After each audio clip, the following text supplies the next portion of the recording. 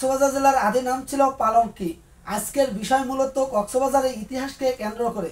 দর্শক, কিভাবে কক্সবাজারের নাম হলো, কক্সবাজারের বিখ্যাত ব্যক্তিবর্গ, কক্সবাজারের অপর নাম এবং কক্সবাজার জেলার বিখ্যাত স্থানসহ আরও অনেক তথ্য আজকের এই ভিডিওর মাধ্যমে উঠে আসবে।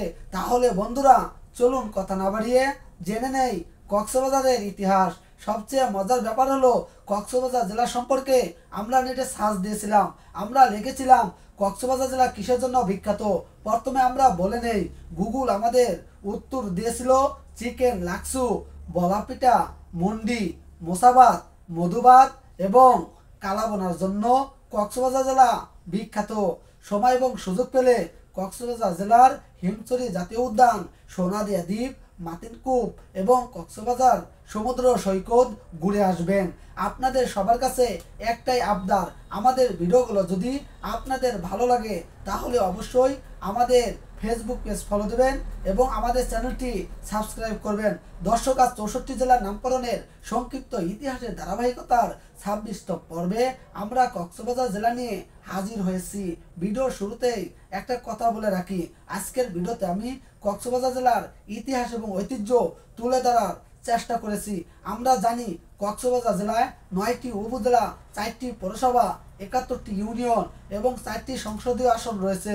উপজেলাগুলো হলো উকিয়া, সদর, কুতুবদিয়া, চকরিয়া, টেকনাফ, পেকুয়া, মহেশখালী, রামু এবং ঈদগাঁও উপজেলা। তাহলে বন্ধুরা, চলুন কথা না বাড়িয়ে জেনে নেই কক্সবাজারের ইতিহাস। সবচেয়ে মজার ব্যাপার হলো, কক্সবাজার জেলা সম্পর্কে আমরা নেটে সার্চ দিয়েছিলাম। আপনাদের উপকারের স্বার্থে আমরা গত পর্বের কিছু অংশ তুলে ধরছি। আজকের বিষয় মূলত চট্টগ্রামের ইতিহাসকে কেন্দ্র করে। প্রাচীন যুগ থেকে আমরা চট্টগ্রামের নামের সাথে পরিচিত। কিভাবে চট্টগ্রামের নাম হলো, চট্টগ্রামের বিখ্যাত ব্যক্তিবর্গ, চট্টগ্রামের অপর নাম এবং চট্টগ্রাম জেলার বিখ্যাত স্থান সহ আরো ইত্যাদি তথ্য আজকের এই ভিডিওর মাধ্যমে উঠে আসবে। তাহলে বন্ধুরা, চলুন কথা না বাড়িয়ে জেনে নেই চট্টগ্রামের ইতিহাস। চট্টগ্রাম জেলায় দেখার মতো রয়েছে গুপ্ত জমিদার বাড়ি, চাকমা রাজবাড়ি, দামপাড়া বদ্ধভূমি, প্রসন্ন কুমার জমিদার বাড়ি, ফতেপুর শিলালিপি, বড় উটান জমিদার বাড়ি, ভোজপুর জমিদার বাড়ি, ভৈরব সওদাগরের জমিদার বাড়ি, মগাদিয়া জমিদার বাড়ি, যদুনাথ চৌধুরী জমিদার বাড়ি, রামদন জমিদার বাড়ি, শমশের গাজীর কেল্লা, সত্য সাহার জমিদার বাড়ি, সারিকায় জমিদার বাড়ি, চন্দ্রনাথ পাহাড়, জাম্বরি পাহাড়, নাবিত্তাছড়া ঝর্ণা, পার্কি সমুদ্র সৈকত, ফয়েস লেক, বাটালি পাহাড়, ভাস্কালি ইকো পার্ক, বুদবুদিছড়া এবং সুপ্তধারা ঝর্ণা সহ আরো বিভিন্ন স্থান। ইতিহাস ঘাটাঘাটি করে দেখা যায় 1666 সালে মোগলরা আরাকানিদের হটিয়ে এই অঞ্চলের নাম রাখেন ইসলামাবাদ। 1760 সালে নবাব Mir Kasem Ali Khan British east India কোম্পানিকে এটি হস্তান্তর করেন। ব্রিটিশরা এই অঞ্চলের নাম রাখেন চিটাগাং।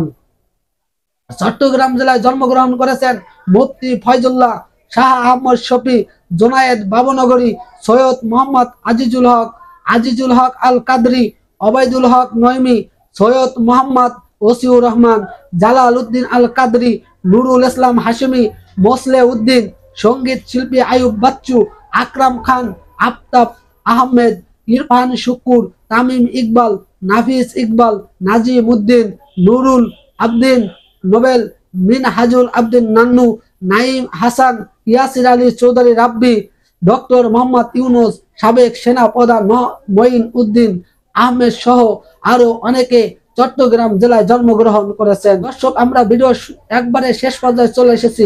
পরিশেষে আপনাদের আমি বলতে চাই, ভিডিওর কোনো অংশ বা তথ্য বুঝতে অসুবিধা হলে অবশ্যই কমেন্ট সেকশনে গিয়ে কমেন্ট করে জানাবেন। ইনশাআল্লাহ আমি যত দ্রুত সম্ভব উত্তর দেওয়ার চেষ্টা করব। আমরা লিখেছিলাম কক্সবাজার জেলা কিসের জন্য বিখ্যাত। প্রথমে আমরা বলে নেই, গুগল আমাদের উত্তর দিয়েছিল চিকেন, লাক্সু, বলাপিঠা, মন্ডি, মোসাবাত, মধুবাত এবং কালাবোনার জন্য কক্সবাজার জেলা বিখ্যাত। সময় এবং সুযোগ পেলে কক্সবাজার জেলার হিমছড়ি জাতীয় উদ্যান, সোনাদিয়া দ্বীপ, মাতিনকুপ এবং কক্সবাজার সমুদ্র সৈকত ঘুরে আসবেন। আপনাদের সবার কাছে একটাই আবদার, আমাদের ভিডিওগুলো যদি আপনাদের ভালো লাগে তাহলে অবশ্যই আমাদের ফেসবুক পেজ ফলো দেবেন এবং আমাদের চ্যানেলটি সাবস্ক্রাইব করবেন। দর্শক, আজ 64 জেলার নামকরণের সংক্ষিপ্ত ইতিহাসের ধারাবাহিকতার 26তম পর্বে আমরা কক্সবাজার জেলা নিয়ে হাজির হয়েছি। ভিডিওর শুরুতেই একটা কথা বলে রাখি, আজকের ভিডিওতে আমি কক্সবাজার জেলার ইতিহাস এবং ঐতিহ্য তুলে ধরার চেষ্টা করেছি। আমরা জানি কক্সবাজার জেলায় 9টি উপজেলা, 4টি পৌরসভা, 71টি ইউনিয়ন এবং 4টি সংসদীয় আসন রয়েছে।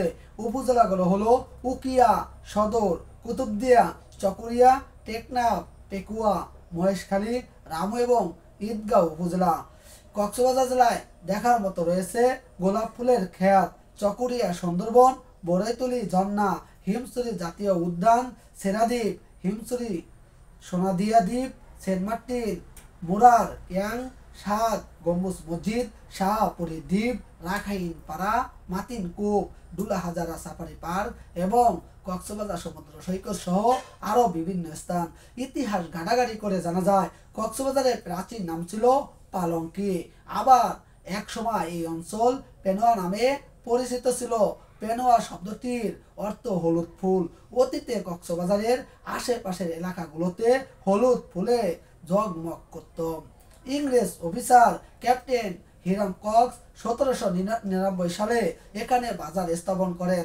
ধারণা করা হয় কক্স সাহেবের বাজার থেকে কক্সবাজার নামের উৎপত্তি হয়েছে। কক্সবাজার জেলায় জন্মগ্রহণ করেছেন অধ্যাপক সলিমুল্লাহ খান, বিচারপতি মোহাম্মদ আলী, রাজনীতিবিদ লুৎফর রহমান কাজল, আশেকুল্লাহ রফিক, খালিকুজ্জামান, এটিএম জাফর আলম, ওসমান সরোয়ার আলম চৌধুরী, দিদারুল আলম চৌধুরী, বীর প্রতীক নুরুল হুদা, ফরিদ আহমেদ, মমিনুল হক, মোহাম্মদ নুরুল হুদা, মোস্তাক আহমেদ চৌধুরী, শফিউল আলম, শাহিন আক্তার, শাহজাহান চৌধুরী, শিরিন আক্তার, সাইমম সরোয়ার কমল, সোহেল সরোয়ার কাজল, সালাউদ্দিন আহমেদ, হামিদুল হক এবং আনিসুর রহমান জিকো সহ আরও অনেকে কক্সবাজার জেলায় জন্মগ্রহণ করেছেন।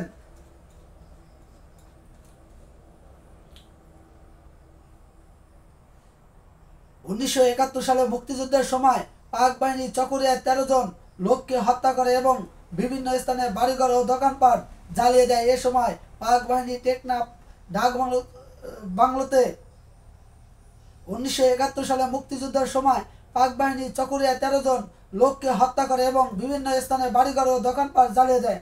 এ সময় পাক বাহিনী টেকনাফ ডাক বাংলোতে ক্যাম্প স্থাপন করে এবং রামু, উকিয়া ও টেকনাফ থেকে প্রায় 250 জন নিরীহ লোককে ক্যাম্পে নিয়ে হত্যা করে।